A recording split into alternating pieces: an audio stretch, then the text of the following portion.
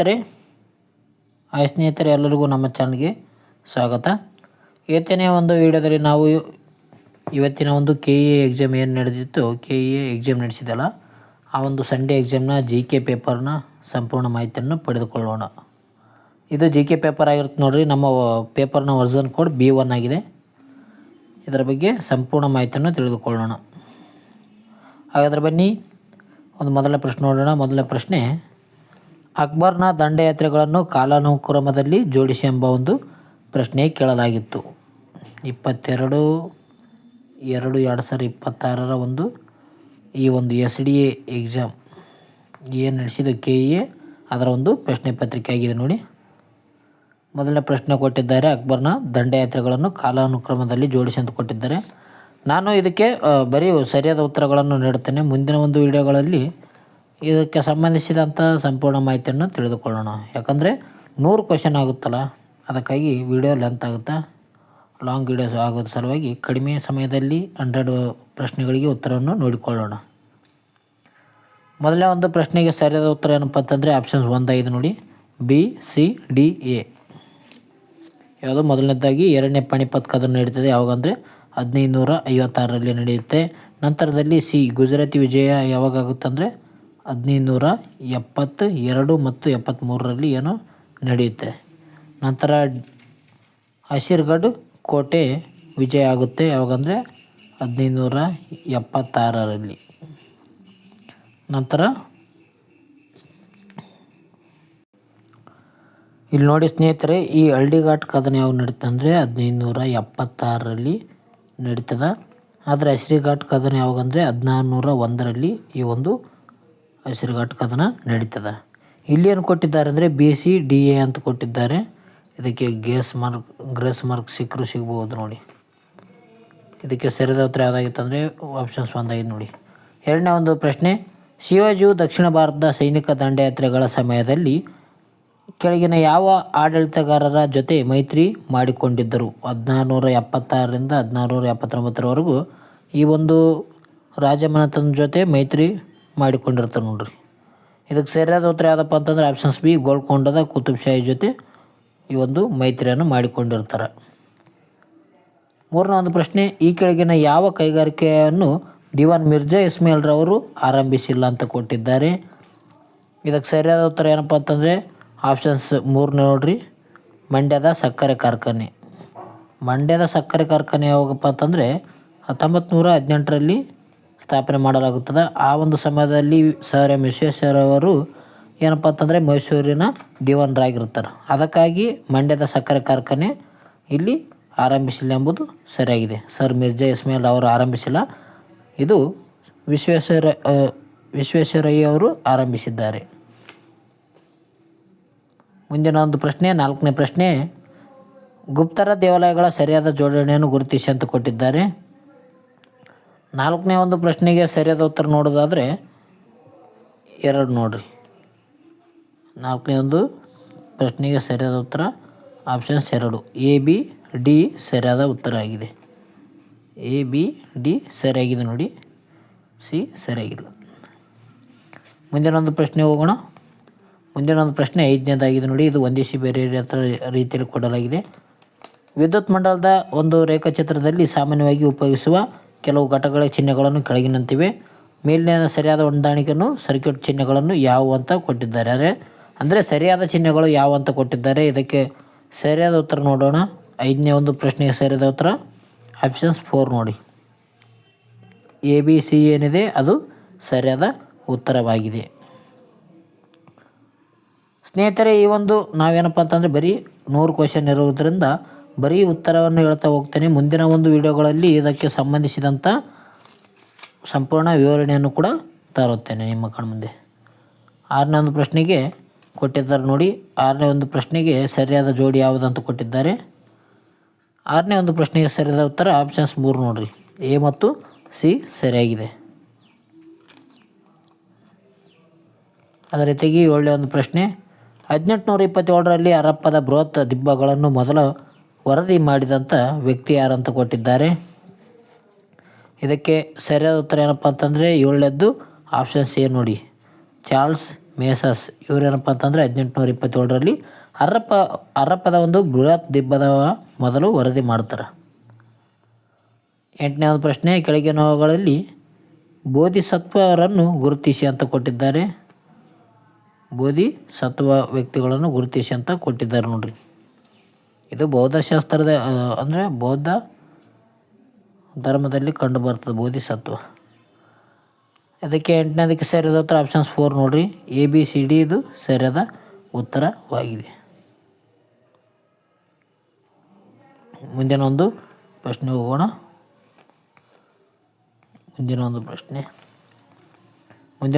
9ನೇ ಪ್ರಶ್ನೆ, viceroy lord Ripon ಅವರ ಆಳ್ವಿಕೆಗೆ ಸಂಬಂಧಿಸಿದಂತೆ ಕೆಳಗಿನ ಯಾವ ಹೇಳಿಕೆಗಳು ಸರಿಯಾಗಿವೆ ಅಂತ ಕೊಟ್ಟಿದ್ದಾರೆ ನೋಡ್ರಿ. ಲಾರ್ಡ್ ರಿಪ್ಪನ್ ಅವರಿಗೆ ಸಂಬಂಧಿಸಿದಂತೆ 1881ರಲ್ಲಿ ಪ್ರಥಮ ಕಾರ್ಖಾನೆ ಕಾಯ್ದೆಯನ್ನು ಜಾರಿಗೆ ತರುತ್ತಾರೆ ಅಂತ ಕೊಟ್ಟಿದ್ದಾರೆ. ಆಪ್ಷನ್ಸ್ ಬಿ 1882ರಲ್ಲಿ ಸ್ಥಳೀಯ ಠರಾವು ಹೊರಡಿಸುವ ಮೂಲಕ ಜಿಲ್ಲಾ ಬೋರ್ಡ್, ತಾಲೂಕು ಬೋರ್ಡ್ಗಳನ್ನು ಸ್ಥಾಪಿಸಿದರು. ಆಪ್ಷನ್ ಸಿ ಮೈಸೂರು ಒಡೆಯರ ರಾಜವಂಶದ ಅಧಿಕಾರವನ್ನು ಪುನಃ ಸ್ಥಾಪಿಸಿದರು. ಆಪ್ಷನ್ಸ್ ಡಿ 1878ರಲ್ಲಿ ವರ್ನಾಕುಲರ್ ಪ್ರೆಸ್ ಆ್ಯಕ್ಟ್ ಕಾಯ್ದೆಯನ್ನು ಜಾರಿಗೆ ತಂದರು ಅಂತ ಕೊಟ್ಟಿದ್ದಾರೆ. ಈ ಒಂದು 9ನೇ ಒಂದು ಪ್ರಶ್ನೆಗೆ ಸರಿಯಾದ ಉತ್ತರ ಏನಪ್ಪ ಅಂತಂದರೆ 3ನೇದು ನೋಡ್ರಿ. ABC ಮಾತ್ರ ಸರಿಯಾಗಿವೆ. ಯಾಕಪ್ಪ ಅಂತಂದರೆ ಲಾರ್ಡ್ ರಿಪ್ಪನ್ ಅವರು ವರ್ನಾಕುಲರ್ ಪ್ರೆಸ್ ಆ್ಯಕ್ಟನ್ನು ಜಾರಿ ಮಾಡೋದಿಲ್ಲ, ಬದಲಾಗಿ ಲಾರ್ಡ್ ಲಿಟ್ಟನ್ ಏನು ಮಾಡ್ತಾನಂದರೆ ಈ ವರ್ನಾಕುಲರ್ ಪ್ರೆಸ್ ಆ್ಯಕ್ಟನ್ನು ಜಾರಿ ಮಾಡ್ತಾನೆ ಲಾರ್ಡ್ ಲಿಟ್ಟನ್ 1878ರಲ್ಲಿ. ಉಳಿಕೆದೆಲ್ಲವೂ ಸರಿಯಾಗಿ ನೋಡಿ. 10ನೇ ಒಂದು ಪ್ರಶ್ನೆ, ಕಾಯಂ ಜಮೀನ್ದಾರಿ ವ್ಯವಸ್ಥೆಗೆ ಸಂಬಂಧಿಸಿದಂತೆ ಯಾವ ಹೇಳಿಕೆಗಳು ಪರಿಗಣಿಸಿ ಅಂತ ಕೊಟ್ಟಿದ್ದಾರೆ. ಇದರಲ್ಲಿ ಯಾವುದು ಎಷ್ಟು ಸರಿಯಾಗಿವೆ ಅಂತ ಕೊಟ್ಟಿದ್ದಾರೆ ನೋಡಿರಿ. 10ನೇ ಒಂದು ಪ್ರಶ್ನೆಗೆ ಸರಿಯಾದ ಉತ್ತರ ಆಪ್ಷನ್ಸ್ ಬಿ ನೋಡಿ. ಕೇವಲ 2 ಹೇಳಿಕೆಗಳು ಮಾತ್ರ ಸರಿಯಾಗಿವೆ. 1793ರಲ್ಲಿ ಲಾರ್ಡ್ ಕಾರ್ನ್ವಾಲಿಸ್ ಜಾರಿ ಮಾಡ್ತಾನೆ. ಇದಕ್ಕೆ ಇದೇನಪ್ಪ ಅಂತಂದರೆ ಜಮೀನ್ದಾರರು ಸರ್ಕಾರಕ್ಕೆ 89% ಅಷ್ಟು ತೆರಿಗೆಯನ್ನು ಪಾವತಿಸುತ್ತಿದ್ದರು. ಇದು ಕೂಡ ಸರಿಯಾಗಿದೆ. ಆದರೆ ಇದು ದಕ್ಷಿಣ ಪ್ರಾಂತ್ಯಗಳಲ್ಲಿ ಕಾರ್ಯಗತಗೊಳಿಸಲಾಗಿರಲಿಲ್ಲ, ಬದಲಾಗಿ ಪಶ್ಚಿಮ ಬಂಗಾಳ, ಒಡಿಶಾಗಳಲ್ಲಿ ಭಾಗದಲ್ಲಿ ಬಂದಿರುತ್ತದೆ. ಈ ಒಂದು ಜಮೀನ್ದಾರ ಭೂ ಒಡೆತನದ ಹಕ್ಕುಗಳು ವಂಶ ಪರಂಪರವಾಗಿರಲಿಲ್ಲ ಎಂಬುದು ಕೂಡ ತಪ್ಪಾಗಿದೆ. ಮುಂದಿನ ಒಂದು ಪ್ರಶ್ನೆ ಹೋಗೋಣ. ಮುಂದಿನ ಒಂದು ಪ್ರಶ್ನೆ 11ನೇ ಪ್ರಶ್ನೆ. 11ನೇ ಪ್ರಶ್ನೆಗೆ ಸರಿಯಾದ ಉತ್ತರ ನೋಡೋಣ ಫ್ರೀ. ಇದನ್ನು ನೀವು ಪಾಸ್ ಮಾಡ್ಕೊಂಡು ಓದ್ಕೊಳ್ಳಿ, ಯಾಕಂದರೆ ವಿಡಿಯೋ ಭಾರಿ ಲೆಂತ್ ಆಗುತ್ತೆ ಇಲ್ಲಾಂದರೆ. 11ನೇ ಒಂದು ಪ್ರಶ್ನೆಗೆ ಸರಿಯಾದ ಉತ್ತರ 1 ನೋಡಿ. ABC ಸರಿಯಾದ ಉತ್ತರವಾಗಿವೆ 11ನೇ ಒಂದು ಪ್ರಶ್ನೆಗೆ. 12ನೇ ಒಂದು ಪ್ರಶ್ನೆಗೆ ಕೊಟ್ಟಿದ್ದಾರೆ ನೋಡಿ, ಕೆಳಗಿನ ಹೇಳಿಕೆಗಳನ್ನು ಪರಿಗಣಿಸಬೇಕಂತ ಯಾವುದು ಸರಿ ಅಂತ ಕೊಟ್ಟಿದ್ದಾರೆ. 12ನೇ ಒಂದು ಪ್ರಶ್ನೆಗೆ ಸರಿಯಾದ ಉತ್ತರ ಆಪ್ಷನ್ಸ್ 4 ನೋಡಿ. A ಮತ್ತು D ಸರಿಯಾಗಿವೆ. 13ನೇ ಒಂದು ಪ್ರಶ್ನೆ ಹೋಗೋಣ. 13ನೇ ಒಂದು ಪ್ರಶ್ನೆ, ಕೆಳಗಿನ ಹೇಳಿಕೆಗಳಲ್ಲಿ ಯಾವುದು ಒಕ್ಕೂಟ ವ್ಯವಸ್ಥೆಯ ಲಕ್ಷಣವಲ್ಲ ಅಂತ ಕೊಟ್ಟಿದ್ದಾರೆ. ಇದಕ್ಕೆ ಸರಿಯಾದ ಉತ್ತರ ಏನಪ್ಪ ಅಂತಂದರೆ 13ನೇ ಒಂದು ಪ್ರಶ್ನೆಗೆ ಸರಿಯಾದ ಉತ್ತರ ಅಧಿಕಾರದ ವಿಕೇಂದ್ರೀಕರಿಸುವುದಿಲ್ಲ ಎಂಬುದು ಇದೇನಪ್ಪ ಅಂತಂದರೆ ಲಕ್ಷಣವಲ್ಲ ಅಂತ ಹೇಳ್ಬೋದು. ಮುಂದಿನ ಒಂದು ಪ್ರಶ್ನೆ ಹೋಗೋಣ. ಮುಂದಿನ ಒಂದು ಪ್ರಶ್ನೆ 14ನೇ ಪ್ರಶ್ನೆ. 14ನೇ ಒಂದು ಪ್ರಶ್ನೆಗೆ ಸರಿಯಾದ ಉತ್ತರ ಇವು ನೋಡಿ. ಮೂಲಭೂತ ಹಕ್ಕುಗಳಿಗೆ ಸಂಬಂಧಿಸಿದಂಥ ಪ್ರಶ್ನೆಗಳು ಬಂದಿದ್ದಾವೆ. ಇದಕ್ಕೆ ಸರಿಯಾದ ಉತ್ತರ ನೋಡೋದಾದರೆ 14ನೇ ಪ್ರಶ್ನೆಗೆ ಸರಿಯಾದ ಉತ್ತರ ಆಪ್ಷನ್ಸ್ 3 ನೋಡಿ. 3ನೇದು ಸರಿಯಾದ ಉತ್ತರ ಅಂದರೆ A 2ನೇದು ಸಂವಿಧಾನಾತ್ಮಕ ಪರಿಹಾರ ಹಕ್ಕು 32ನೇ ವಿಧಿಗೆ ಸಂಬಂಧಿಸಿದೆ. ಧಾರ್ಮಿಕ ಸ್ವಾತಂತ್ರ್ಯ ಹಕ್ಕು 25-28, ಶೋಷಣೆ ವಿರುದ್ಧ ಹಕ್ಕು 23-24, ಸಮಾನತೆ ಹಕ್ಕು 14-18ವರೆಗೂ ಸಂಬಂಧಿಸಿದೆ ನೋಡಿ. 15ನೇ ಒಂದು ಪ್ರಶ್ನೆಗೆ ಉತ್ತರವನ್ನು ನೋಡಿಕೊಳ್ಳೋಣ. 15ನೇ ಒಂದು ಪ್ರಶ್ನೆಗೆ ಸರಿಯಾದ ಉತ್ತರ ಯಾವುದಪ್ಪ ಅಂತಂದರೆ ಆಪ್ಷನ್ಸ್ 2 ನೋಡಿ. A ಮತ್ತು 6 ಎರಡೂ ಸರಿ, ಆದರೆ Aಗೆ 6 ಸರಿಯಾದ ವಿವರಣೆ ಅಲ್ಲ ಎಂಬುದು ಸರಿಯಾದ ಉತ್ತರವಾಗಿದೆ. ಆಪ್ಷನ್ಸ್ 2 ನೋಡಿ 15ನೇ ಪ್ರಶ್ನೆಗೆ. 16ನೇ ಒಂದು ಪ್ರಶ್ನೆ ನೋಡೋಣ. ನ್ಯಾಷನಲ್ ಹ್ಯೂಮನ್ ರೈಟ್ಸ್ ಕಮಿಷನ್ಗೆ ಸಂಬಂಧಿಸಿದಂಥ ಕೆಳಗಿನ ಯಾವ ಹೇಳಿಕೆಗೆ ಸರಿಯಾಗಿದೆ ಅಂತ ಕೊಟ್ಟಿದ್ದೆ. ಇದಕ್ಕೆ 16ನೇ ಒಂದು ಪ್ರಶ್ನೆ ಸರಿಯಾದ ಉತ್ತರ ಆಪ್ಷನ್ಸ್ 1 ನೋಡಿ. ಇದರ ಅಧ್ಯಕ್ಷರು ಭಾರತದ ಸರ್ವೋಚ್ಚ ನ್ಯಾಯಾಲಯದ ಮುಖ್ಯ ನಿವೃತ್ತಿ ನ್ಯಾಯಾಧೀಶರಾಗಿರಬೇಕು ಅಥವಾ ಹೈಕೋರ್ಟ್ನ ನಿವೃತ್ತ ಮುಖ್ಯ ನ್ಯಾಯಾಧೀಶರಾಗಿರಬೇಕು ಎಂಬುದು ಸರಿಯಾದ ಉತ್ತರವಾಗಿದೆ 16ನೇ ಒಂದು ಪ್ರಶ್ನೆಗೆ. ಮುಂದಿನ ಒಂದು ಪ್ರಶ್ನೆ ನೋಡೋಣ. 17ನೇ ಪ್ರಶ್ನೆ. ಭಾರತ ಸಂವಿಧಾನದ ವಿಧಿ 368ರ ಪ್ರಕಾರ ಕೆಳಗಿನವುಗಳಲ್ಲಿ ಯಾವುದರಲ್ಲಿ ಬದಲಾವಣೆಯನ್ನು ಭಾರತದ ಸಂವಿಧಾನಕ್ಕೆ ತಿದ್ದುಪಡಿ ಎಂದು ಪರಿಗಣಿಸಲಾಗುವುದಿಲ್ಲ ಅಂತ ಕೊಟ್ಟಿದ್ದಾರೆ. ಇದಕ್ಕೆ ಸರಿಯಾದ ಉತ್ತರ ಯಾವುದಪ್ಪ ಅಂತಂದರೆ ಆಪ್ಷನ್ಸ್ 4 ನೋಡಿ. 2ನೇ ಪರಿಚ್ಛೇದದ ನಮೂದಾಗಿರುವ ಯಾವುದೇ ಅಂಶವನ್ನು ಎಂಬುದು ಏನಪ್ಪ ಅಂತಂದರೆ ಈ ಒಂದು ಬದಲಾವಣೆಯನ್ನು ಭಾರತ ಸಂವಿಧಾನಕ್ಕೆ ತಿದ್ದುಪಡಿ ಎಂದು ಪರಿಗಣಿಸಲಾಗುವುದಿಲ್ಲ. 17ನೇ ಒಂದು ಪ್ರಶ್ನೆಗೆ ಉತ್ತರ 4ನೇದ್ದು. 18ನೇ ಒಂದು ಪ್ರಶ್ನೆ ನೋಡೋಣ. ಈ ಕೆಳಗಿನ ಯಾವ ಅವಧಿಯಲ್ಲಿ ಕೇಂದ್ರ ಸರ್ಕಾರವು ಸಮ್ಮಿಶ್ರ ಸರ್ಕಾರವಾಗಿತ್ತು ಅಂತ ಕೊಟ್ಟಿದ್ದಾರೆ. ಸರಿಯಾದ ಉತ್ತರ ಆಪ್ಷನ್ಸ್ 2 ನೋಡಿ. 1977 1979ರಲ್ಲಿ ಸಮ್ಮಿಶ್ರ ಸರ್ಕಾರ ಆಗಿರ್ತದೆ. ಮೊರಾರ್ಜಿ ದೇಸಾಯಿ ಅವರ ಒಂದು ಅವಧಿ ಆಗಿರುತ್ತೆ ನೋಡ್ರಿ ಇದು. ಯಾಕಂದರೆ ಆ ಒಂದು 1975ರ ಸಮಯದಲ್ಲಿ ಏನಪ್ಪ ಅಂತಂದರೆ ತುರ್ತು ಪರಿಸ್ಥಿತಿ ಘೋಷಣೆ ಮಾಡಿದ ನಂತರ ಈ ಒಂದು ಸಮ್ಮಿಶ್ರ ಸರ್ಕಾರವನ್ನು ಸ್ಟಾರ್ಟ್ ಮಾಡ್ತಾರೆ. 19ನೇ ಒಂದು ಪ್ರಶ್ನೆ, 42ನೇ ತಿದ್ದುಪಡಿ ಮೂಲಕ ಕೆಳಗಿನ ಯಾವ ರಾಜ್ಯ ನೀತಿ ನಿರ್ದೇಶಕ ತತ್ವವನ್ನು ಸಂವಿಧಾನಕ್ಕೆ ಸೇರಿಸಲಾಗಿದೆ. ಇದಕ್ಕೆ ಸರಿಯಾದ ಉತ್ತರ ಆಪ್ಷನ್ಸ್ 3ನೇದು ನೋಡಿ. ಮಕ್ಕಳ ಆರೋಗ್ಯಕರ ಬೆಳವಣಿಗೆಗೆ ಅವಕಾಶಗಳನ್ನು ಖಚಿತಪಡಿಸುವುದು. ಇದೇನಪ್ಪ ಅಂತಂದರೆ 42ನೇ ತಿದ್ದುಪಡಿ ಮೂಲಕ ಸೇರ್ಪಡೆ ಮಾಡಿದ್ದಾರೆ. 20ನೇ ಒಂದು ಪ್ರಶ್ನೆ ಎಂದರೆ 20ನೇ ಪ್ರಶ್ನೆ ಆಗಿದೆ ನೋಡಿ. 20ನೇ ಒಂದು ಪ್ರಶ್ನೆ ನೋಡೋಣ. 20ನೇ ಒಂದು ಪ್ರಶ್ನೆ, ಭಾರತದ ಕೇಂದ್ರೀಯ ಸಾಂಖ್ಯಿಕ ಕಚೇರಿ ಒಟ್ಟು ಮೌಲ್ಯ ಸೇರ್ಪಡೆಯನ್ನು ಹೀಗೆ ಅಳತೆ ಮಾಡುತ್ತಾರೆ ಅಂತ ಕೊಟ್ಟಿದ್ದಾರೆ. 20ನೇ ಒಂದು ಪ್ರಶ್ನೆಗೆ ಸರಿಯಾದ ಉತ್ತರ ಆಪ್ಷನ್ಸ್ 1 ನೋಡಿ. ಒಟ್ಟು ಉತ್ಪಾದನೆಯಿಂದ ಒಟ್ಟು ಮಧ್ಯಂತರ ಬಳಕೆಯನ್ನು ಕಳೆಯುವುದರಿಂದ ಈ ಒಂದು ಮೌಲ್ಯಮಾಪನ ಸೇರ್ಪಡೆಯನ್ನು ಅಳತೆ ಮಾಡಬಹುದು. ಗ್ರಾಸ್ ವ್ಯಾಲ್ಯೂ ಆ್ಯಡೆಡನ್ನು ಅಳತೆ ಮಾಡ್ಬೋದು ನೋಡಿರಿ. 20ನೇ ಪ್ರಶ್ನೆಗೆ 1ನೇದು ಸರಿಯಾದ ಉತ್ತರ ಆಗಿದೆ. ಮೊಸರದ ಸಾಮರ್ಥ್ಯದ ಅಂತಾರಾಷ್ಟ್ರೀಯ ಏಕಮಾನ ಯಾವುದಂತ ಕೊಟ್ಟಿದ್ದಾರೆ. ಈಗ ಯಾವುದು 21ನೇ ಪ್ರಶ್ನೆ ನೋಡಿ. ಮೊಸರದ ಸಾಮರ್ಥ್ಯದ ಅಂತಾರಾಷ್ಟ್ರೀಯ ಏಕಮಾನ, ಇದಕ್ಕೆ ಸರಿಯಾದ ಉತ್ತರ ಯಾವುದಪ್ಪ ಅಂತಂದರೆ ಡಯಾಪ್ಟರ್ ಆಗಿರುತ್ತೆ ನೋಡಿರಿ. ಮೊಸರದ ಸಾಮರ್ಥ್ಯದ ಅಂತಾರಾಷ್ಟ್ರೀಯ ಏಕಮಾನ ಡಯಾಪ್ಟರ್ ಆಗಿದೆ. ಮುಂದಿನ ಒಂದು ಪ್ರಶ್ನೆ ಹೋಗೋಣ. ಮುಂದಿನ ಒಂದು ಪ್ರಶ್ನೆ 22ನೇ ಪ್ರಶ್ನೆ. 22ನೇ ಪ್ರಶ್ನೆ, ನದಿಗಳ ಉದಯಕ್ಕೆ ಅನುಗುಣವಾಗಿ ಸರಿಯಾದ ಅನುಕ್ರಮವನ್ನು ಗುರುತಿಸಿ ಅಂತ ಕೊಟ್ಟಿದ್ದಾರೆ. ದೊಡ್ಡ ನದಿಯಿಂದ ಚಿಕ್ಕ ನದಿಯವರೆಗೆ ಕೊಟ್ಟಿದ್ದಾರೆ ನೋಡಿರಿ. ಇದಕ್ಕೆ ಸರಿಯಾದ ಉತ್ತರ ಆಪ್ಷನ್ಸ್ 22ನೇದು 2 ನೋಡಿ.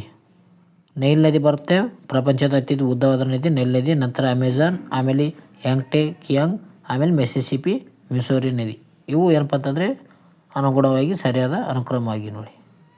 22ನೇದಕ್ಕೆ 2ನೇದು. 23ನೇ ಪ್ರಶ್ನೆ, ಕರ್ನಾಟಕ ಹತ್ತಿ ಬಟ್ಟೆ ಕೈಗಾರಿಕೆಯು ಈ ಕಾರಣಗಳಿಂದ ಸಾಕಷ್ಟು ಅಭಿವೃದ್ಧಿ ಹೊಂದಿಲ್ಲ ಅಂತ ಕೊಟ್ಟಿದ್ದಾರೆ.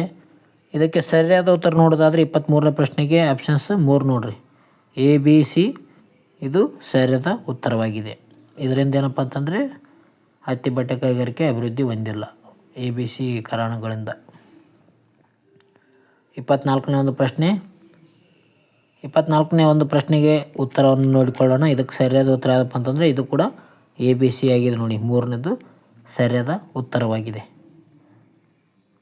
ಮುಂದಿನ ಒಂದು ಪ್ರಶ್ನೆ ಹೋಗೋಣ. ಮುಂದಿನ ಒಂದು ಪ್ರಶ್ನೆ 25ನೇ ಪ್ರಶ್ನೆ, ಕರ್ನಾಟಕ ಕೈಗಾರಿಕಾ ಪ್ರದೇಶಕ್ಕೆ ಸಂಬಂಧಿಸಿದಂಥ ಕೆಳಗಿನ ಯಾವ ಹೇಳಿಕೆ ಸರಿಯಾಗಿದೆ ಅಂತ ಕೊಟ್ಟಿದ್ದಾರೆ. 25ನೇ ಒಂದು ಪ್ರಶ್ನೆಗೆ ಸರಿಯಾದ ಉತ್ತರ ನೋಡೋದಾದರೆ ಆಪ್ಷನ್ಸ್ 1 ಸರಿಯಾದ ಉತ್ತರ. ಪಿಣ್ಣೆ ಕೈಗಾರಿಕಾ ಪ್ರದೇಶವು ಕರ್ನಾಟಕದ ಅತಿ ದೊಡ್ಡ ಕೈಗಾರಿಕಾ ಪ್ರದೇಶವಾಗಿದೆ. 26ನೇ ಒಂದು ಪ್ರಶ್ನೆ, ಮೆದುಳಿನ ಯಾವ ಭಾಗವನ್ನು ಪ್ರಜ್ಞಾ ಸ್ಥಿತಿ ಸ್ಥಳ ಎಂದು ಕರೆಯುತ್ತಾರೆ.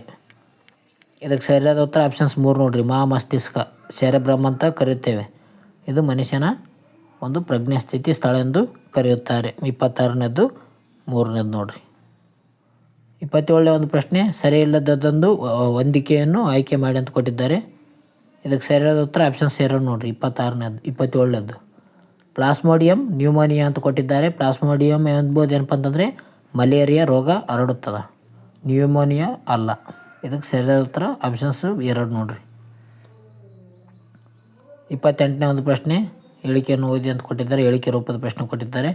28ನೇ ಒಂದು ಪ್ರಶ್ನೆ ಸರಿಯಾದ ಉತ್ತರ ಆಪ್ಷನ್ಸ್ 3 ನೋಡಿರಿ. ಹೇಳಿಕೆ 1 ಸರಿಯಾಗಿದೆ ಮತ್ತು ಹೇಳಿಕೆ 2 ಸರಿಯಿಲ್ಲ ಎಂಬುದು ಇದು ಸರಿಯಾದ ಉತ್ತರ. ಮುಂದಿನ ಒಂದು ಪ್ರಶ್ನೆ ಹೋಗೋಣ. ಮುಂದಿನ ಒಂದು ಪ್ರಶ್ನೆ 29ನೇದು. ಇದು ವಿಟಮಿನ್ಸ್ಗಳ ಬಗ್ಗೆ ಸಂಬಂಧಿಸಿದಂಥ ಮಾಹಿತಿಯನ್ನು ಕೊಟ್ಟಿದ್ದಾರೆ. ಸ್ನೇಹಿತರೆ, ವಿಟಮಿನ್ನ ಒಂದು ರಾಸಾಯನಿಕ ಹೆಸರುಗಳ ಬಗ್ಗೆ ಕೊಟ್ಟಿದ್ದಾರೆ, ಜೊತೆಗೆ ವಿಟಮಿನ್ ಬಗ್ಗೆ ಕೊಟ್ಟಿದ್ದಾರೆ ನೋಡಿರಿ. 29ನೇ ಒಂದು ಪ್ರಶ್ನೆ ಸರಿಯಾದ ಉತ್ತರ ಆಪ್ಷನ್ಸ್ 1 ನೋಡಿರಿ. A 4 ಆಗುತ್ತೆ, vitamin A retinol, vitamin D ಏನಪ್ಪ ಅಂತಂದರೆ ಟೋಕೋಫೆರಲ್ ಆಗುತ್ತೆ ನೋಡಿರಿ, ವಿಟಮಿನ್ ಕ್ಯಾಲ್ಸಿಫೆರಲ್. ವಿಟಮಿನ್ ಇ ಏನಾಗುತ್ತಪ್ಪ ಅಂತಂದರೆ ವಿಟಮಿನ್ ಇ ಮೂರನೇದಾಗುತ್ತೆ, vitamin E tocopherol. Vitamin D ಏನಪ್ಪ ಅಂತಂದರೆ ವಿಟಮಿನ್ ಬಿ12 ಏನಪ್ಪ ಅಂತಂದರೆ ಸೈನೋಕೋಬಲಾಮಿನ್. ಇದು ಸರಿಯಾದ ಉತ್ತರ. 30ನೇ ಒಂದು ಪ್ರಶ್ನೆಗೆ ಸರಿಯಾದ ಉತ್ತರ ನೋಡೋಣ. ಜಾಸ್ತಿ ಟೈಮ್ ಇಡುತ್ತೆ, ಇಲ್ಲಾಂದ್ರೆ ಸುಮ್ಮನೆ. ಜೈವಿಕ ಗೊಬ್ಬರ ತಯಾರಿಕೆಯಲ್ಲಿ ಈ ಕೆಳಗಿನ ಯಾವ ಸೂಕ್ಷ್ಮ ಜೀವಿಗಳು ಬಳಸುತ್ತಾರೆ ಅಂತ ಕೊಟ್ಟಿದ್ದಾರೆ. ಇದಕ್ಕೆ ಸರಿಯಾದ ಉತ್ತರ ಯಾವುದಪ್ಪ ಅಂತಂದರೆ 30ನೇ ಒಂದು ಪ್ರಶ್ನೆಗೆ ಉತ್ತರ ಸರಿಯಾದ ಉತ್ತರ ಆಪ್ಷನ್ಸ್ ಬಿ, ಬ್ಯಾಕ್ಟೀರಿಯಾ ಮತ್ತು ನೀಲಿ ಹಸಿರು ಸೇವೆಗಳನ್ನು ಬಳಕೆ ಮಾಡುತ್ತಾರೆ. 31ನೇ ಪ್ರಶ್ನೆ, ಸ್ಕೂಬಾ ಡೈವರ್ಗಳು ಬಳಸುವ ಟ್ಯಾಂಕರ್ಗಳಲ್ಲಿ ಇರುವ ಅನಿಲ ಮಿಶ್ರಣ ಯಾವುದಂತ ಕೊಟ್ಟಿದ್ದಾರೆ. ಇದಕ್ಕೆ ಸರಿಯಾದ ಉತ್ತರ ಸಾರಜನಕ, ಜಲಜನಕ ಮತ್ತು ಈಲಿಯಂ ಅಂತಲೇ ಹೇಳ್ಬೋದು. 31ನೇ ಪ್ರಶ್ನೆಗೆ ಒಂದೇದು ನೋಡಿರಿ, ಈಲಿಯಂ, ಸಾರಜನಕ, ಆಮ್ಲಜನಕ ಇವೇನಪ್ಪ ಅಂತಂದರೆ ಸ್ಕೂಬಾ ಡೈವರ್ಗಳು ಬಳಕೆ ಮಾಡ್ತಾರೆ. ಮುಂದಿನ ಒಂದು ಪ್ರಶ್ನೆ ಹೋಗೋಣ. 32ನೇ ಪ್ರಶ್ನೆ.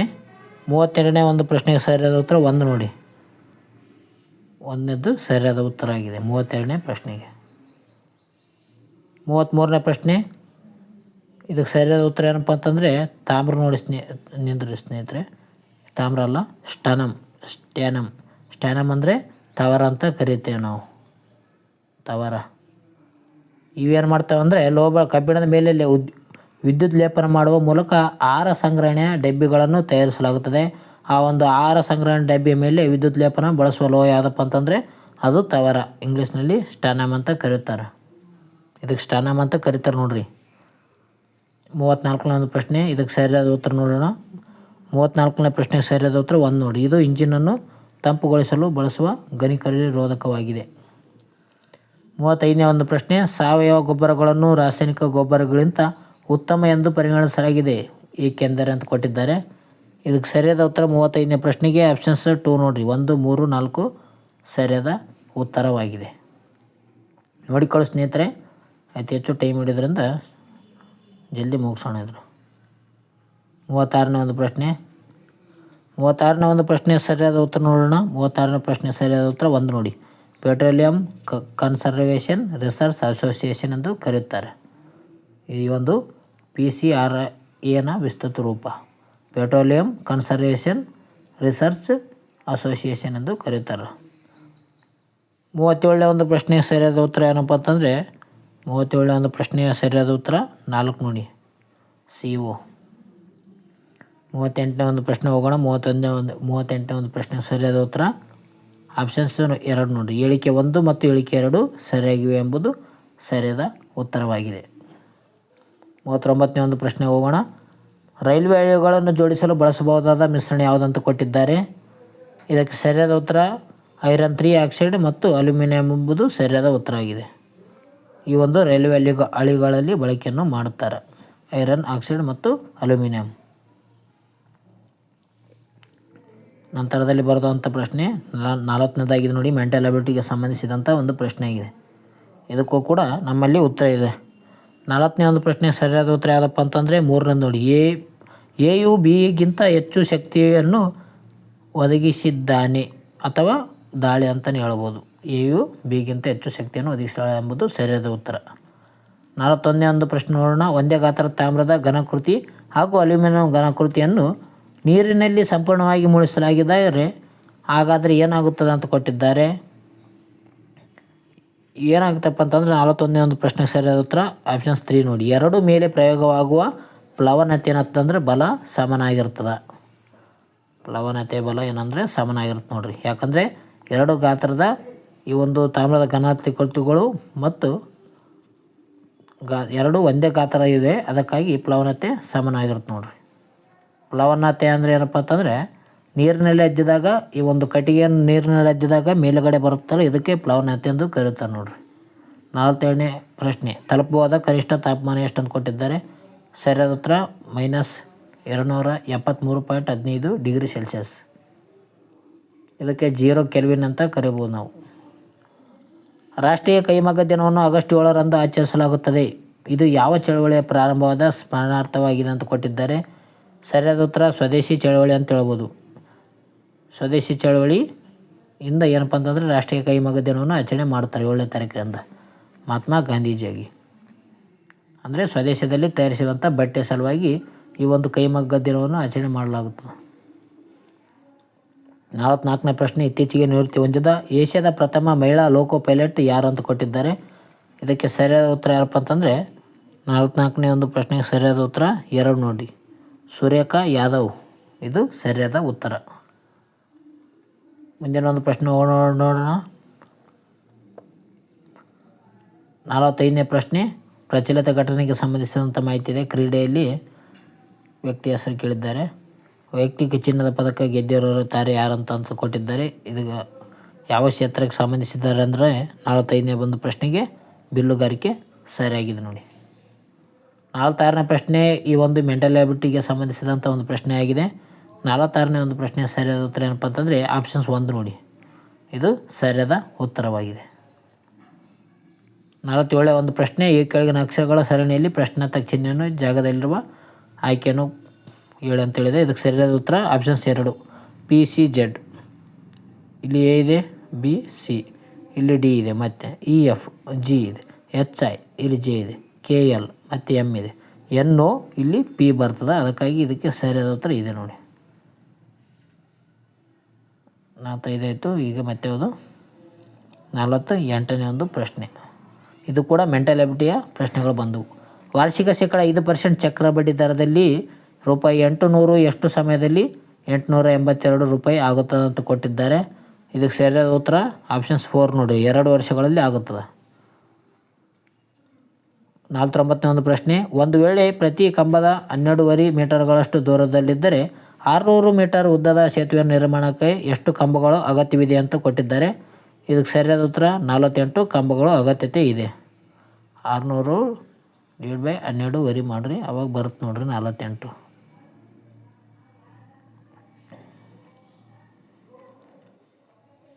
50ನೇ ಒಂದು ಪ್ರಶ್ನೆ, ಇದು ಕೂಡ ಮೆಂಟಲ್ ಎಬಿಲಿಟಿಗೆ ಸಂಬಂಧಿಸಿದಂಥ ಒಂದು ಪ್ರಶ್ನೆ ಆಗಿದೆ. 50ನೇ ಒಂದು ಪ್ರಶ್ನೆಗೆ ಸರಿಯಾದ ಉತ್ತರ ಆಪ್ಷನ್ಸ್ 4 ನೋಡಿರಿ, 30 ವರ್ಷಗಳು. ಇದಕ್ಕೆ ಸಂಬಂಧಿಸಿದಂಥ ವಿಡಿಯೋನು ಕೂಡ ನೋಡೋಣ ನಿಂದ್ರಿ. ಎಷ್ಟಾಗಿರುತ್ತೆ? ಚೈತ್ರ ಮತ್ತು ಶಿಲ್ಪ ಅವರ ಈಗಿನ ವಯಸ್ಸು ಎಷ್ಟಿದೆ? 2.5% ಅಷ್ಟಿದೆ. 6 ವರ್ಷಗಳ ನಂತರ ಅವರ ವಯಸ್ಸಿನ ಅನುಪಾತ 1 ಎಷ್ಟಾಗುತ್ತೆ? 2 ಆಗುತ್ತಂತೆ. ಎಷ್ಟು +6 ಆಗುತ್ತೆ ಇಲ್ಲಿ. ಆದಂಥ ಶಿಲ್ಪ ಅವರ ಈಗಿನ ವಯಸ್ಸು ಎಷ್ಟು ಅಂತ ಕೊಟ್ಟಿದ್ದಾರೆ. ಇಲ್ಲಿ ಅವರ ಒಂದು ಡಿಫ್ರೆನ್ಸ್ ನೋಡಿದರೆ 1 ಇದೆ, ಇಲ್ಲಿ ನೋಡಿದರೆ 3 ಇದೆ. ಇದೇನು ಮಾಡಿ ಮಲ್ಟಿಪ್ಲೈ ಇಲ್ಲಿ ಮಾಡಿ, ಇಲ್ಲಿ 3 ಮಲ್ಟಿಪ್ಲೈ ಮಾಡಿ, ಇಲ್ಲಿ 1 ಮಲ್ಟಿಪ್ಲೈ ಮಾಡಿ. ಇಲ್ಲಿ ಏನಾಯಿತು? 2 × 5 ಆಯಿತು. ನಂತರ 3 × 1 3, 3 × 2 6. ಡಿಫ್ರೆನ್ಸ್ ಎಷ್ಟಾಯಿತು? 1 ಡಿಫ್ರೆನ್ಸ್ ಆಯಿತು. ಈ 1 ಡಿಫ್ರೆನ್ಸೇ 6 ಆಗಿದೆ. ಹಾಗಾದರೆ ಯಾರ್ದು ಬೇಕಂತೆ? ಶಿಲ್ಪ ಬೇಕಂತೆ. ಶಿಲ್ಪದ ಪ್ರಸ್ತುತಿ ಎಷ್ಟಿದೆ? 5 ಇದೆ. 1 6 6, 5 6 30. ಇದು ಸರಿಯಾದ ಉತ್ತರ ಆಗಿದೆ ನೋಡಿ, 30 ಸರಿಯಾದ ಉತ್ತರ. ಇದಕ್ಕೆ ಸಂಬಂಧಿಸಿದಂತೆ ನೆಕ್ಸ್ಟ್ ಬೇರೆ ಥರ ವೀಡಿಯೋಗಳಲ್ಲಿ ಇವುಗಳು ಕೂಡ ನಿಮಗೆ ಸಂಕ್ಷಿಪ್ತವಾಗಿ ನೀಡ್ತೀನಿ. 51ನೇ ಪ್ರಶ್ನೆಗಿದ್ದೀವಿ ನೋಡಿ ಸ್ನೇಹಿತರೆ. ಕರ್ನಾಟಕ ಗ್ರಾಮ ಸ್ವರಾಜ್ಯ ಪಂಚಾಯತ್ ರಾಜ್ ಕಾಯ್ದೆ ಪ್ರಕಾರ ಗ್ರಾಮ ಪಂಚಾಯತ್ ಸದಸ್ಯರು ತಮ್ಮ ಸದಸ್ಯತ್ವಕ್ಕೆ ರಾಜೀನಾಮೆಯನ್ನು ಯಾರಿಗೆ ನೀಡುತ್ತಾರೆ ಅಂತ ಕೊಟ್ಟಿದ್ದಾರೆ. ಇದಕ್ಕೆ ಸರಿಯಾದ ಉತ್ತರ ಗ್ರಾಮ ಪಂಚಾಯತ್ ಅಧ್ಯಕ್ಷರಿಗೆ ನೀಡುತ್ತಾರೆ. 52ನೇ ಪ್ರಶ್ನೆ, KTCPಯನ್ನು ವಿಸ್ತರಿಸಿ ಅಂತ ಕೊಟ್ಟಿದ್ದಾರೆ. 52ನೇ ಪ್ರಶ್ನೆ ಸರಿಯಾದ ಉತ್ತರ ಆಪ್ಷನ್ಸ್ 2 ನೋಡಿ, Karnataka town and country planning. 58ನೇ ಪ್ರಶ್ನೆ ಐತಿ. ಈಗ 52ನೇ ಪ್ರಶ್ನೆ ಇದೆ. 53ನೇ ಒಂದು ಪ್ರಶ್ನೆ ನೋಡೋಣ. ತಾಲೂಕು ಯೋಜನೆ ಮತ್ತು ಅಭಿವೃದ್ಧಿ ಸಮಿತಿ ಅಧ್ಯಕ್ಷರು ಯಾರಾಗಿರ್ತಾರೆ ಅಂತ ಕೊಟ್ಟಿದ್ದಾರೆ. ಇದಕ್ಕೆ ಸರಿಯಾದ ಉತ್ತರ 53ನೇ ಒಂದು ಪ್ರಶ್ನೆಗೆ 3ನೇ ನೋಡಿ, ತಾಲೂಕು ಪ್ರಮುಖ ಭಾಗಗಳನ್ನು ಪ್ರತಿನಿಧಿಸುವ ವಿಧಾನಸಭಾ ಸದಸ್ಯರು ಅಂದರೆ MLA ಅವರು ಇರ್ತಾರೆ. MLA ಅವರು ಏನಪ್ಪ ಅಂತಂದರೆ ಅದರ ಅಧ್ಯಕ್ಷ ಸ್ಥಾನವನ್ನು ವಹಿಸುತ್ತಾರೆ. ತಾಲೂಕು ಅಭಿವೃದ್ಧಿ ಸಮಿತಿ ಅಧ್ಯಕ್ಷರಾಗಿರ್ತಾರೆ ನೋಡ್ರಿ. 54ನೇ ಒಂದು ಪ್ರಶ್ನೆ, ಗ್ರಾಮ ಸಭೆ ಹೀಗೆ ವ್ಯಾಖ್ಯಾನಿಸಲಾಗಿದೆ ಅಂತ ಕೊಟ್ಟಿದ್ದಾರೆ. 54ನೇ ಒಂದು ಪ್ರಶ್ನೆಗೆ ಸರಿಯಾದ ಉತ್ತರ ಆಪ್ಷನ್ಸ್ 2 ನೋಡಿರಿ. 55ನೇ ಪ್ರಶ್ನೆ ನೋಡೋಣ. 55ನೇ ಪ್ರಶ್ನೆಗೆ ಸರಿಯಾದ ಉತ್ತರ ಏನಪ್ಪ ಅಂತಂದರೆ 3ನೇದು 5 ನೋಡಿ, ಕಾನೂನಿನಲ್ಲಿ ನಿಗದಿಪಡಿಸಿದ ಸಮಯದಲ್ಲಿ, ಸಾಮಾನ್ಯವಾಗಿ ಚುನಾವಣೆ ಸಮಯದಲ್ಲಿ ಮತ್ತು ನಂತರ ನಿಗದಿ ಅವಧಿಗಳಲ್ಲಿ ಇವರು ಏನಪ್ಪ ಅಂತಂದರೆ ಆಸ್ತಿ ಹೊಣೆಗಾರಿಕೆಯನ್ನು ಘೋಷಣೆಯನ್ನು ಸಲ್ಲಿಸಬೇಕಾಗ್ತದೆ. 56ನೇ ಒಂದು ಪ್ರಶ್ನೆ, 2026ರಲ್ಲಿ ಹಿರಿಯ ಭಾರತೀಯ ಮಹಿಳಾ ಫುಟ್ಬಾಲ್ ತಂಡದ ತರಬೇತುದಾರರಾಗಿ ಯಾರಿಗೆ ನೇಮಿಸಲಾಗಿದೆ ಅಂತ ಕೊಟ್ಟಿದ್ದಾರೆ. ಇದಕ್ಕೆ ಸರಿಯಾದ ಉತ್ತರ ಆಪ್ಷನ್ಸ್ 3 ನೋಡಿರಿ, ಅಮೇಲಿಯಾ ವಾಲ್ವೇರ್ಡೆ. ಮುಂದಿನ ಒಂದು ಪ್ರಶ್ನೆ ನೋಡೋಣ. ಮುಂದಿನ ಒಂದು ಪ್ರಶ್ನೆ 57ನೇ ಪ್ರಶ್ನೆ.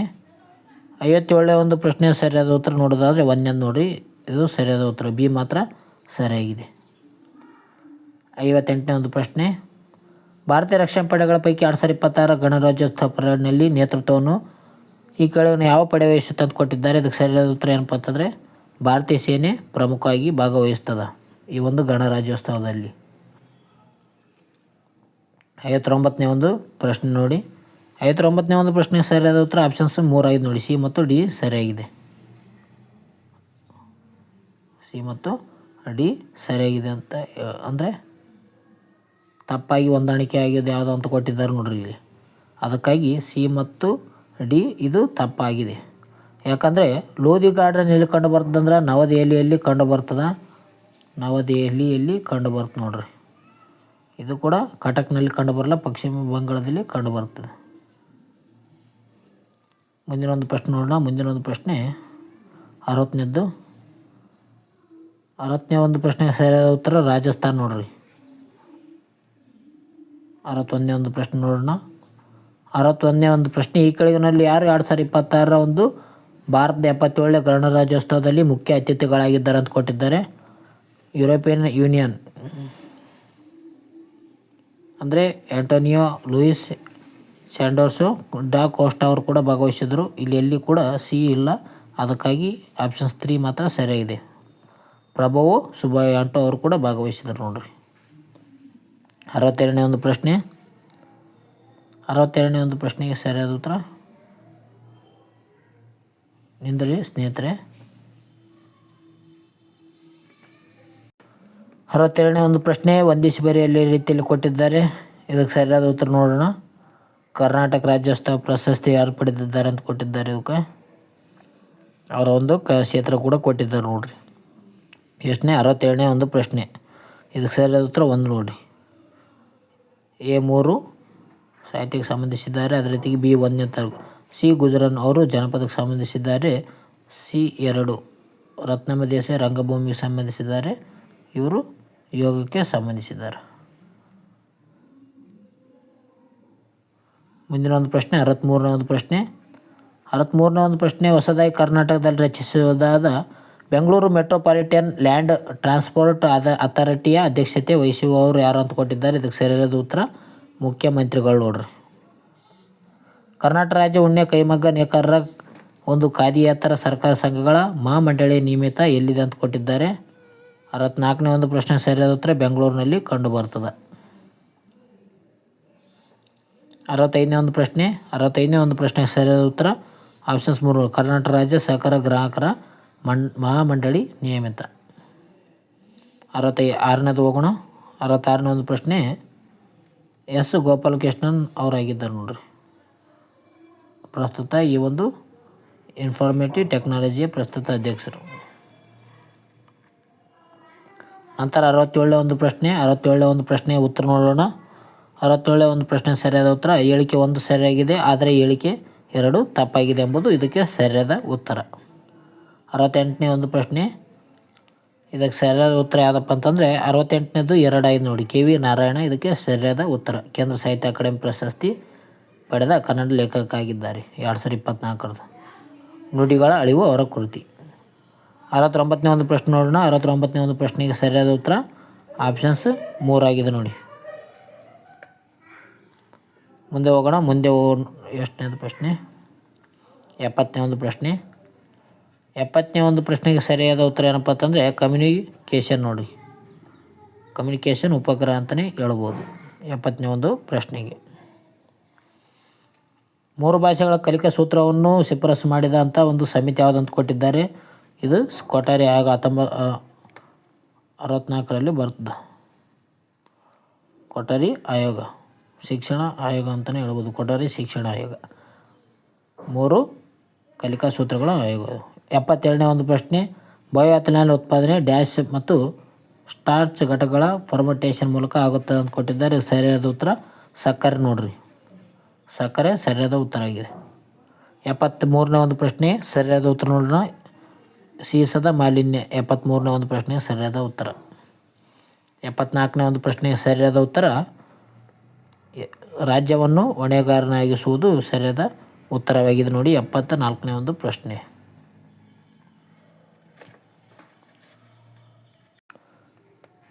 75ನೇ ಒಂದು ಪ್ರಶ್ನೆ ನೋಡೋಣ. 75ನೇ ಒಂದು ಪ್ರಶ್ನೆ ಗಾಂಧಿಯ ದಕ್ಷಿಣ ಆಫ್ರಿಕಕ್ಕೆ ಹೋಗಲು ಕಾರಣ ಏನಂತ ಕೊಟ್ಟಿದ್ದಾರೆ. ಇದಕ್ಕೆ ಸರಿಯಾದ ಉತ್ತರ 75ನೇ ಒಂದು ಪ್ರಶ್ನೆ ಸರಿಯಾದ ಉತ್ತರ 3ನೇದು ನೋಡಿರಿ. ಗುಜರಾತ್ನ ವ್ಯಾಪಾರಿಯೊಬ್ಬರ ಮೊಕದ್ದಮೆಯನ್ನು ನಡೆಸಲು ಇದಕ್ಕೆ ಹೋಗಿರ್ತಾರೆ. ಅಬ್ದುಲ್ ಅವರ ಒಂದು ವ್ಯಾಪಾರ ಒಂದು ತೊಂದರೆ ಆಗಿರ್ತದೆ, ಅದಕ್ಕಾಗಿ ದಕ್ಷಿಣ ಆಫ್ರಿಕಾಗೆ ಹೋಗಿರ್ತಾರೆ. 76ನೇ ಒಂದು ಪ್ರಶ್ನೆ ಸರಿಯಾದ ಉತ್ತರ ನೋಡಿಕೊಳ್ಳೋಣ. ಮೆಂಟಲ್ ಅಬಿಲಿಟಿಗೆ ಸಂಬಂಧಿಸಿದಂಥ ಪ್ರಶ್ನೆ ಇದೆ. 164 ರನ್ಗಳು ನೋಡಿರಿ. 77ನೇ ಒಂದು ಪ್ರಶ್ನೆಗೆ ಸರಿಯಾದ ಉತ್ತರ ನೋಡೋಣ. 77ನೇ ಒಂದು ಪ್ರಶ್ನೆಗೂ ಸರಿಯಾದ ಉತ್ತರ 14 ನೋಡಿರಿ. 78ನೇ ಒಂದು ಸರಿಯಾದ ಉತ್ತರ ಯಾವುದಪ್ಪ ಅಂತಂದರೆ 3ನೇದು ನೋಡಿರಿ. 238 37. ಮುಂದೆ ಹೋಗೋಣ. ಮುಂದಿನ ಒಂದು ಪ್ರಶ್ನೆ 79ನೇದು. 1ರಿಂದ 70ರವರೆಗೆ ಸಂಖ್ಯೆಗಳನ್ನು ಬರೆಯಲು ಒಟ್ಟಾರೆ ಎಷ್ಟು ಅಂಕಿಗಳು ಬಳಕೆ ಮಾಡುತ್ತಂತ ಕೊಟ್ಟಿದ್ದಾರೆ. ಇದಕ್ಕೆ ಸರಿಯಾದ ಉತ್ತರ ಏನಪ್ಪ ಅಂತಂದರೆ 79ನೇ ಒಂದು ಪ್ರಶ್ನೆಗೆ ಸರಿಯಾದ ಉತ್ತರ 131 ಅಂಕಿಗಳನ್ನು ಬಳಕೆ ಮಾಡುತ್ತೇವೆ. ಗಡಿಯಾರದ ಬಗ್ಗೆ ಕೊಟ್ಟಿದ್ದಾರೆ. 4ರಿಂದ 5 ಗಂಟೆ ನಡುವಿನ ಯಾವ ಸಮಯದಲ್ಲಿ ಗಡಿಯಾರದ ಕೈಗಳು ಲಂಬಕೋನದಲ್ಲಿರ್ತವೆ ಅಂತ ಕೊಟ್ಟಿದ್ದಾರೆ. 80ನೇ ಒಂದು ಉತ್ತರಕ್ಕೆ ಸರಿಯಾದ ಉತ್ತರ 4 ಗಂಟೆ 38 11/2 ನಿಮಿಷಗಳು. 81ನೇ ಒಂದು ಪ್ರಶ್ನೆಗೆ ಸರಿಯಾದ ಉತ್ತರ 4 ನೋಡಿರಿ. 4ನೇದು ಸರಿಯಾದ ಉತ್ತರವಾಗಿದೆ 81ನೇ ಒಂದು ಪ್ರಶ್ನೆಗೆ. ಮುಂದೆ ನೋಡೋಣ. 82ನೇ ಒಂದು ಪ್ರಶ್ನೆಗೆ ಸರಿಯಾದ ಉತ್ತರ 4ನೇದಾಗಿದೆ ನೋಡಿ. ಇದು ಕೂಡ 82ನೇ ಸರಿಯಾದ ಉತ್ತರ ನೋಡಿರಿ. 83ನೇ ಒಂದು ಪ್ರಶ್ನೆಗೆ ಸರಿಯಾದ ಉತ್ತರ ನೋಡೋದಾದರೆ ಶ್ವೇತ ಚಿಹ್ನೆ ಅಂತ ಕರೀತಾರೆ ನೋಡಿರಿ. 83ನೇ ಸರಿಯಾದ ಉತ್ತರ ಲೀಥಿಯಂ ಅಂತಲೇ ಹೇಳಬಹುದು. ಶ್ವೇತ ಚಿಹ್ನೆ ಎಂದು ಕರೆಯುತ್ತಾರೆ. ಇದು ಹತ್ತಿ ಏನಪ್ಪ ಅಂತಂದರೆ ವೈಟ್ ರೆವಲ್ಯೂಷನ್ಗೆ ಇದು ಬೇರೆಗೆ ಸಂಬಂಧಿಸಿದ ನೋಡಿ. ಇದು ಲೀಥಿಯಂ ನೋಡಿ. ಇತ್ತೀಚೆಗೆ ಅಥವಾ ಹತ್ತಿ ಆಗಿರ್ಬೋದು, ಎರಡರಲ್ಲಿ ಇದೆ ಸಂಭವನೀಯತೆ. 84ನೇ ಒಂದು ಪ್ರಶ್ನೆಗೆ ಸರಿಯಾದ ಉತ್ತರ ಎಷ್ಟಪ್ಪ ಅಂತಂದರೆ 84ನೇದು 2 ನೋಡಿರಿ. ಎ ಮತ್ತು ಸಿ ಮಾತ್ರ. ಚಾರ್ಮುಡಿ ಘಾಟ್ ಚಿಕ್ಕಮಗಳೂರು ಭಟ್ಕಳ ಎಂಬುದಾಗಿದೆ. ಎ ಮತ್ತು ಸಿ ಆಗಿದೆ ನೋಡಿರಿ.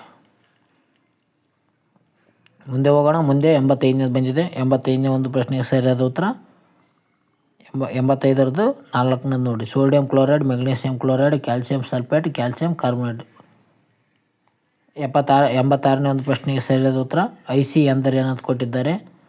86ನೇ ಒಂದು ಸರಿಯಾದ ಉತ್ತರ 2 ನೋಡಿರಿ. ಅಂತಾರಾಷ್ಟ್ರೀಯ ಜಲ ಪ್ರದೇಶವಾಗಿದ್ದು ಎಲ್ಲ ರಾಷ್ಟ್ರಗಳಿಗೆ ಮುಕ್ತವಾಗಿದೆ ಎಂಬುದು ಆಗಿದೆ. ಐಸಿ. 87ನೇ ಪ್ರಶ್ನೆ ರೈಬೋ ಕ್ರಾಂತಿಗೆ ಸಂಬಂಧಿಸಿದ ಹೇಳಿಕೆಯನ್ನು ಓದಿ ಅಂತ ಕೊಟ್ಟಿದ್ದಾರೆ. 87ನೇ ಒಂದು ಪ್ರಶ್ನೆಗೆ ಸರಿಯಾದ ಉತ್ತರ 1 ನೋಡಿರಿ. ಎ ಮತ್ತು ಸಿ ಸರಿಯಾದ ಉತ್ತರ. ಮುಂದಿನ ಒಂದು ಪ್ರಶ್ನೆ ಹೋಗೋಣ. ಮುಂದಿನ ಒಂದು ಪ್ರಶ್ನೆ 88ನೇ ಪ್ರಶ್ನೆ. 88ನೇ ಒಂದು ಪ್ರಶ್ನೆಗೆ ಸರಿಯಾದ ಉತ್ತರ 4ನೇದು ನೋಡಿರಿ. 4ನೇದು ಸರಿಯಾದ ಉತ್ತರವಾಗಿದೆ 88ನೇ ಒಂದು ಪ್ರಶ್ನೆಗೆ. 89ನೇ ಒಂದು ಪ್ರಶ್ನೆ ಹೋಗೋಣ. 89ನೇ ಒಂದು ಪ್ರಶ್ನೆಗೆ ಸರಿಯಾದ ಉತ್ತರ 2 ನೋಡಿರಿ. ವಿಕಸಿತ್ ಭಾರತ್ ಗ್ರಾಮೀಣ ರೋಜ್ಗಾರ್ ಅಜೀವಿಕ ಮಿಷನ್ ಗ್ಯಾರಂಟಿ ಇದೇನಪ್ಪ ಅಂತಂದರೆ VBGRAMG ವಿಸ್ತರಣೆ ರೂಪವಾಗಿದೆ. 90ನೇ ಒಂದು ಪ್ರಶ್ನೆಗೆ ಸರಿಯಾದ ಉತ್ತರ ನೋಡೋಣ. 90ನೇ ಒಂದು ಪ್ರಶ್ನೆಗೆ ಸರಿಯಾದ ಉತ್ತರ ಬಿ ಮತ್ತು ಸಿ ಸರಿಯಾದ ಉತ್ತರ ಆಗಿದೆ. ಮುಂದಿನ ಒಂದು ಪ್ರಶ್ನೆ ನೋಡೋಣ. ಮುಂದಿನ ಒಂದು ಪ್ರಶ್ನೆ 91ನೇ ಒಂದು ಪ್ರಶ್ನೆ. 91ನೇ ಒಂದು ಪ್ರಶ್ನೆಗೆ ಸರಿಯಾದ ಉತ್ತರ 4 ನೋಡಿ. ಬಿ ಮತ್ತು ಸಿ ಸರಿಯಾದ ಉತ್ತರವಾಗಿವೆ. 92ನೇ ಒಂದು ಪ್ರಶ್ನೆ ನೋಡೋಣ. 92ನೇ ಪ್ರಶ್ನೆಗೆ 2 ಆಗಿದೆ ನೋಡಿರಿ. ಎ ಸರಿ, ಬಿ ತಪ್ಪು ಎಂಬುದು ಸರಿಯಾಗಿದೆ. ಸಿಂಧು ನಾಗರಿಕತೆ 1299 600 ಚದರ ಕಿಲೋಮೀಟರ್ವರೆಗೆ ವಿಸ್ತರಣೆ ಮಾಡಿದೆ. ಈ ಒಂದು ನಾಗರಿಕತೆ ಈಜಿಪ್ಟ್ ಮೆಸೊಪೊಟೇಮಿಯಾ ನಾಗರಿಕತೆಗಿಂತ ಚಿಕ್ಕದಾಗಿತ್ತು ಎಂಬುದು ತಪ್ಪಾಗಿದೆ. ಯಾಕಂದರೆ ವಿಸ್ತಾರವಾಗಿರ್ತದೆ. ಈ ಒಂದು ವಿಸ್ತಾರವಾಗಿ ಇರುತ್ತದೆ, ಅದಕ್ಕಾಗಿ ಇದು ತಪ್ಪಾಗಿದೆ ನೋಡಿರಿ. 93ನೇ ಒಂದು ಪ್ರಶ್ನೆ. ಇವುಗಳನ್ನು ಕಾಲಾನುಕ್ರಮದಲ್ಲಿ ಬರೀರಿ ಅಂತ ಕೊಟ್ಟಿದ್ದಾರೆ. ಇದಕ್ಕೆ ಸರಿಯಾದ ಉತ್ತರ 93ನೇ ಪ್ರಶ್ನೆಗೆ 4ನೇದು ನೋಡಿರಿ. CBDA ಮೊದಲು CBDA ಸರಿಯಾದ ಉತ್ತರವಾಗಿದೆ. ನಂತರ ಪ್ರಶ್ನೆ ಬರುತ್ತೆ 94ನೇದು. ಕೆಳಗಿನ ಪರಿಗಣಿಸಿ ಅಂತ ಕೊಟ್ಟಿದ್ದಾರೆ. 2ನೇ ಇಬ್ರಾಹಿಂ ಆದಿಲ್ ಶಾಹಿಗೆ ಸಂಬಂಧಿಸಿದಂಥ ಸ್ಮಾರಕಗಳ ಬಗ್ಗೆ ಕೊಟ್ಟಿದ್ದಾರೆ ನೋಡ್ರಿ. ಇದರ ಬಗ್ಗೆ ನೋಡೋದಾದರೆ 94ನೇ ಒಂದು ಪ್ರಶ್ನೆಗೆ ಸರಿಯಾದ ಉತ್ತರ 3ನೇದು ನೋಡ್ರಿ, A ಮತ್ತು B. ಆನಂದ್ ಮಹಲ್ ಮತ್ತು ಮಲಿಕ್ ಜಾನ್ ಮಹಲ್ ಇದು 2ನೇ ಇಬ್ರಾಹಿಂ ಆದಿಲ್ ಶಾ ಕಟ್ಟಿಸ್ತಾನ. ಮುಂದಿನ ಒಂದು ಪ್ರಶ್ನೆ ನೋಡೋಣ. ಮುಂದಿನ ಒಂದು ಪ್ರಶ್ನೆ 95ನೇದ್ದು. 95ನೇ ಒಂದು ಪ್ರಶ್ನೆಗೆ ಸರಿಯಾದ ಉತ್ತರ ಏನಪ್ಪ ಅಂತಂದರೆ 3ನೇದು ಆಗಿದೆ ನೋಡ್ರಿ, 1 ಮತ್ತು 3 ಆಗಿದೆ. 96ನೇ ಒಂದು ಪ್ರಶ್ನೆ. ದೊಂಡಿಯ ವಾಗನ ಸಂಬಂಧಿಸಿದಂಥ ಕೆಳಗಿನ ಹೇಳಿಕೆಗಳು ಪರಿಗಣಿಸಿ ಅಂತ ಕೊಟ್ಟಿದ್ದಾರೆ. ದೊಂಡಿಯ ವಾಗನಿಗೆ ಸಂಬಂಧಿಸಿದಂಥ ಹೇಳಿಕೆಯಲ್ಲಿ ನೋಡೋದಾದರೆ 96ನೇ ಪ್ರಶ್ನೆಗೆ 3 ಹೇಳಿಕೆಗಳು ಮಾತ್ರ ಸರಿಯಾಗಿವೆ ಎಂಬುದು ಸರಿಯಾದ ಉತ್ತರ ಆಗಿದೆ. ಇತ್ತಾಗ ಉಭಯ ಲೋಕೇಶ್ವರಾಧೀಶ್ವರ ಅಂತ ಕರಿತಿರ್ತಾರೆ. ಮೈಸೂರು ಮುಸ್ಲಿಮರ ಈತನ ಒಂದು ಬಗ್ಗೆ ಸಹಾನುಭೂತಿಯನ್ನು ಹೊಂದಿರ್ತಾರೆ. ಜೊತೆಗೆ ಕರ್ನಾಟಕ ಮೊದಲ ಸಶಸ್ತ್ರ ಬಂಡವನ್ನು ಆರಂಭಿಸಿದಂಥ ವ್ಯಕ್ತಿಯಾಗಿದ್ದಾನೆ. ಆದರೆ ಚಾಂಪ್ಲಿನ್ ಎಂಬ ಬ್ರಿಟಿಷ್ ಅಧಿಕಾರಿ ಈತನನ್ನು ಹೋರಾಟವನ್ನು ಹತ್ತಿಕ್ಕಿದನು ಎಂಬುದು ತಪ್ಪಾಗಿದೆ ನೋಡ್ರಿ. 97ನೇ ಒಂದು ಪ್ರಶ್ನೆ ಹೊಂದಿಸಿ ಬೇರೆ ಅಂತ ಕೊಟ್ಟಿದ್ದಾರೆ. ಇದಕ್ಕೆ ಸರಿಯಾದ ಉತ್ತರ ನೋಡೋಣ. 97ನೇ ಒಂದು ಪ್ರಶ್ನೆಗೆ ಸರಿಯಾದ ಉತ್ತರ 3 ನೋಡ್ರಿ, A4 ಬಸವನಾಯಕ ಯಾರಪ್ಪ ಅಂತಂದರೆ ಶಿವತತ್ವ ರತ್ನಾಕರ್ ಅಂತ ಕರೀತಾರೆ. B3 ಪಾರ್ಶ್ವದೇವನು ಸಂಗೀತ ಸಮಯ ಸಾರ ಅಂತ ಕರೀತಾರೆ. ಅದೇ ರೀತಿಗೆ ಚಾಮಯ್ಯ ಅವರು ದೊಡ್ಡ ದೇವರಾಯ ಸಾಂಗತ್ಯ ಅಂತ ಕರೀತಾರೆ. ವಿದ್ಯಾರಣ್ಯ ಶಂಕರ ವಿಜಯಂ ಅಂತ ಕರೀತಾರೆ. ನಂತರದಲ್ಲಿ 98ನೇ ಒಂದು ಪ್ರಶ್ನೆ. 98ನೇ ಒಂದು ಪ್ರಶ್ನೆಗೆ ಸರಿಯಾದ ಉತ್ತರ ನೋಡೋದಾದರೆ 1ನೇದಾಗಿದೆ ನೋಡಿ, 1 ಜೋಡಿ ಮಾತ್ರ ಸರಿಯಾಗಿದೆ. ಕೊನೆಯದಾಗಿ 99ನೇ ಒಂದು ಪ್ರಶ್ನೆ. 99ನೇ ಒಂದು ಪ್ರಶ್ನೆಗೆ ಸರಿಯಾದ ಉತ್ತರ 2 ನೋಡ್ರಿ, 2 ಮಾತ್ರ ಸರಿಯಾಗಿದೆ ಅಂತ ಹೇಳ್ಬೋದು. ಇವರು ಮೈಸೂರು ಅಂದರೆ ಯಾರು, ನಾಲ್ವಡಿ ಕೃಷ್ಣರಾಜ ಒಡೆಯರ ಬಗ್ಗೆ ಸಂಬಂಧಿಸಿದಂಥ ಹೇಳಿಕೆ ಇದೆ. ಇದರಲ್ಲಿ ಇವರು ಏನಪ್ಪ ಅಂತಂದರೆ ಬನವಾಸಿನ ಹಿಂದೂ ವಿಶ್ವವಿದ್ಯಾಲಯವನ್ನು ಮೊದಲ ಕುಲಪತಿಯಾಗಿ ಇರ್ತಾರೆ. ಇದು ಕರೆಕ್ಟ್ ಆಗಿದೆ. ಇವರು ಮೈಸೂರು ಸಂಸ್ಥಾನದ 25ನೇ ಅರಸರಾಗಿರ್ತಾರೆ ಎಂಬುದು ತಪ್ಪಾಗಿದೆ ನೋಡಿ. ಯಾಕಂದರೆ 24ನೇ ಮೈಸೂರು ಸಂಸ್ಥಾನದ ಅರಸರಾಗಿರ್ತಾರೆ, 25ನೇದು ಜಯಚಾಮರಾಜ ಒಡೆಯವರು ಆಗಿರ್ತಾರೆ. ಕೊನೆಯದಾಗಿ 100ನೇ ಒಂದು ಪ್ರಶ್ನೆಗೆ ಅಲಾವುದ್ದೀನ್ ಖಿಲ್ಜಿಗೆ ಸಂಬಂಧಿಸಿದಂಥ ಒಂದು ಆರ್ಥಿಕ ಸುಧಾರಣೆಗೆ ಸಂಬಂಧಿಸಿದಂಥ ಪ್ರಶ್ನೆಯಾಗಿದೆ. ಶೇರ-ಇ-ಅದಲಾ ಎಂಬ ಪದ ಏನನ್ನು ಸೂಚಿಸುತ್ತದೆ ಅಂತ ಕೊಟ್ಟಿದ್ದಾರೆ. 100ನೇ ಒಂದು ಪ್ರಶ್ನೆಗೆ ಏನಪ್ಪ ಅಂತಂದರೆ ತಯಾರಿಸಿದ ಸರಕು ಮತ್ತು ಆಮದು ಮಾಡಿಕೊಂಡ ಬಟ್ಟೆಗಳ ಕೇಂದ್ರ ಮಾರುಕಟ್ಟೆಗೆ ಈ ಒಂದು ಅಲಾವುದ್ದೀನ್ ಖಿಲ್ಜಿಯ ಒಂದು ಆರ್ಥಿಕ ಸುಧಾರಣೆಗೆ ಸಂಬಂಧಿಸಿದಂಥ ಉತ್ತರ ಆಗಿದೆ ನೋಡಿರಿ. ಶೇರ-ಇ-ಅದಲಾ ಅಂತ ಕರಿತಿರ್ತಾರೆ ಈ ಒಂದು ಅಲಾವುದ್ದೀನ್ ಖಿಲ್ಜಿಯ ಕಾಲದಲ್ಲಿ. ಯಾವುದಕ್ಕೆ? ತಯಾರಿಸಿದ ಸರಕುಗಳು ಮತ್ತು ಆಮದು ಮಾಡಿಕೊಂಡ ಬಟ್ಟೆಗಳ ಕೇಂದ್ರ ಮಾರುಕಟ್ಟೆಗೆ. ಸ್ನೇಹಿತರೆ, ಇವತ್ತಿನ ಒಂದು ಏನಪ್ಪ ಅಂತಂದರೆ ಎಕ್ಸಾಮ್ನಲ್ಲಿ ಕೇಳಿರುವಂಥ ಪ್ರಮುಖ ಪ್ರಶ್ನೆಗಳು 100 ಪ್ರಶ್ನೆಗಳಿಗೆ ಉತ್ತರವನ್ನು ಹೇಳಿದ್ದೇವೆ. ಈ ಒಂದು ವಿಡಿಯೋ ಇಷ್ಟ ಆಯ್ತು ಅಂದರೆ ನಮ್ಮ ಚಾನಲ್ಗೆ ಲೈಕ್ ಮಾಡಿ, ಶೇರ್ ಮಾಡಿ, ಸಬ್ಸ್ಕ್ರೈಬ್ ಮಾಡಿ. ಅದೇ ರೀತಿಗೆ ನಿಮ್ಮ ಸ್ನೇಹಿತರು ಕೂಡ ಶೇರ್ ಮಾಡಿ. ಯಾರ್ಯಾರು ಈ ಒಂದು ಎಕ್ಸಾಮ್ನಲ್ಲಿ ಕಂಡಕ್ಟ್ ಮಾಡಿ ಬಂದರೂ ಅವರೆಲ್ಲರೂ ತಪ್ಪದೇ 100 ಕೊನೆವರೆಗೂ ವಿಡಿಯೋನ ನೋಡಿದ್ದಕ್ಕೆ ಎಲ್ಲರಿಗೂ ಧನ್ಯವಾದಗಳು. ನಿಮ್ಮ ಒಂದು ಸ್ಕೋರ್ಗಳನ್ನು ಕೂಡ ಚೆಕ್ ಮಾಡಿಕೊಳ್ಳಿ ಸ್ನೇಹಿತರೆ. ಇದರಲ್ಲಿ ಏನಾದರೂ ತಪ್ಪಿದ್ರೆ ಮುಂದಿನ ಒಂದು ವಿಡಿಯೋದಲ್ಲಿ ಅದವು ಕೂಡ ಸೀದಾ ಮಾಡೋಣ. ಓಕೆ ಸ್ನೇಹಿತರೆ, ಮುಂದಿನ ವಿಡಿಯೋದಲ್ಲಿ ಸಿಗೋಣ. ಟೇಕ್ ಕೇರ್, ಬಾಯ್.